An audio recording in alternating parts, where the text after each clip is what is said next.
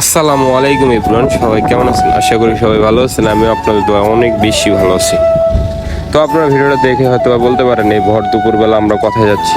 আসলে ভাই জীবনের তাগিদে আমাদের সব কিছু করতে হয়। তো আমরা আসলে গরু মাংস কিনতে যাচ্ছি। তো চলেন দেখা যাক গরু মাংসগুলো দোকানগুলো কীরকম হয় এবং কয় টাকা কীরকম মাংস পাওয়া যায়। তো হাঁটার সময় একটু ভিডিও করে নিলাম, জাস্ট একটু ভাবলাম। তো সবচেয়ে মজার ভিডিও হচ্ছে সমুদ্রের পাশে আর কি দোকানগুলা।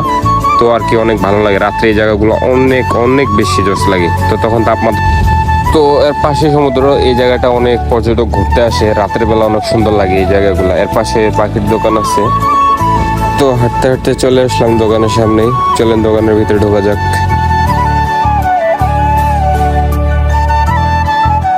তো 1 কিলো মাংস নিব।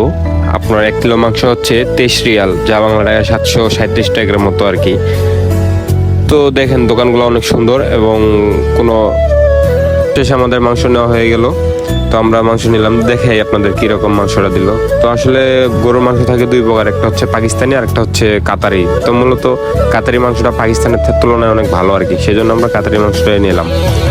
তো বন্ধুরা সবাই ভালো থাকবেন, সুস্থ থাকবেন।